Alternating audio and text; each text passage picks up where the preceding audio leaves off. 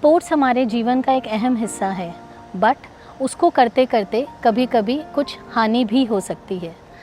नमस्कार दोस्तों, आज कुछ बात करते हैं स्पोर्ट्स इंजरीज़ के बारे में। तो ये अवेयरनेस वीडियो डेडिकेट होता है स्पोर्ट्स लविंग पर्सन्स के लिए। तो फ्रेंड्स, स्पोर्ट्स इंजरीज़ हो सकती हैं, किसी भी खेल के दौरान हो सकती हैं, बहुत एक्सेसिव खेलने पर भी हो सकती हैं, या फिर किसी भी गार्डन में या जिम में एक्सरसाइज करते वक्त भी हो सकती हैं।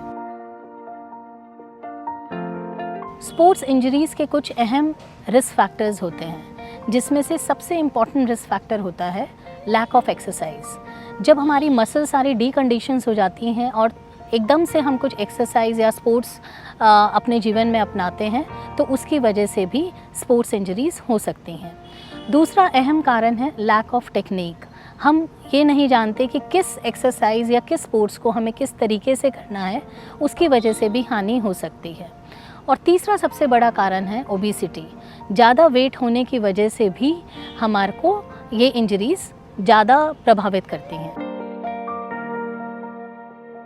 अब कुछ बात करते हैं कि किन किन प्रकार की स्पोर्ट्स इंजरीज़ हो सकती हैं। या तो कुछ फ्रैक्चर्स हो सकते हैं, डिसलोकेशंस हो सकती हैं, नी इंजरीज़ हो सकती हैं, शोल्डर इंजरीज़ हो सकती हैं, रिस्ट इंजरीज़ हो सकती हैं, या फिर कुछ ना कुछ लिगामेंट स्प्रेन या स्ट्रेन्स हो सकते हैं, कुछ टेंडर की हानि भी हो सकती है। स्पोर्ट्स इंजरीज़ को इन्वेस्टिगेट करने के लिए एक प्रॉपर हिस्ट्री, प्रॉपर लाइफस्टाइल को जानने की ज़रूरत है, और कुछ इन्वेस्टिगेशंस में एक्सरे या एमआरआई की ज़रूरत भी पड़ सकती है। Now how can we prevent these sports injuries? सबसे इम्पॉर्टेंट कारण है कि किस तरीके से हम इसे प्रिवेंट कर सकते हैं, ग्रेडेड एक्सरसाइजेस करके। ग्रेडेड एक्सरसाइजेस मतलब कि बहुत ज़्यादा हम कभी भी स्ट्रेन ना करें, जितना हमसे हो रहा है उतना ही हम स्ट्रेन या एक्सरसाइज करें।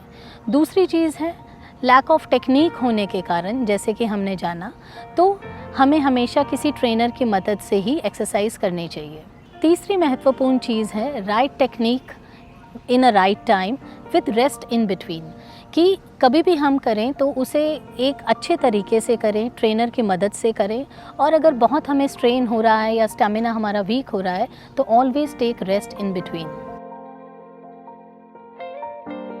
इसके उपचार या ट्रीटमेंट के लिए सबसे इम्पॉर्टेंट चीज़ होती है RICE, that is the rise therapy. अब ये RICE होता क्या है? R stands for the rest, जैसे कि मैंने आपको बताया। I stands for ice, ice का application. C stands for the compression and E stands for the elevation। जिस भी पार्ट में कभी चोट लगती है तो उसको एलिवेट करके रखें, बट ये राइज थेरेपी खाली एक्यूट फेस में ही काम करती है, लगभग 24 से 36 या 48 घंटे तक। उसके बाद दूसरी चीज़ है कि हम किसी दवाइयों का उपयोग कर सकते हैं, जैसे कि normal paracetamol, NSAIDs, pain killers, इनका उपयोग किया जा सकता है।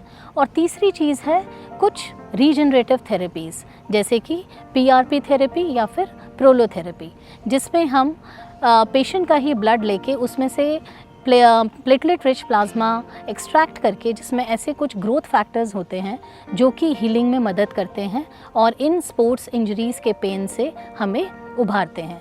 और सबसे बड़ी इम्पॉर्टेंट लास्ट चीज़ आती है कि अगर कई बार इंजरी बहुत ही ज़्यादा होती है तो उसमें हम पेशेंट को स्पोर्ट्स इंजरी स्पेशलिस्ट सर्जन को रेफ़र करते हैं।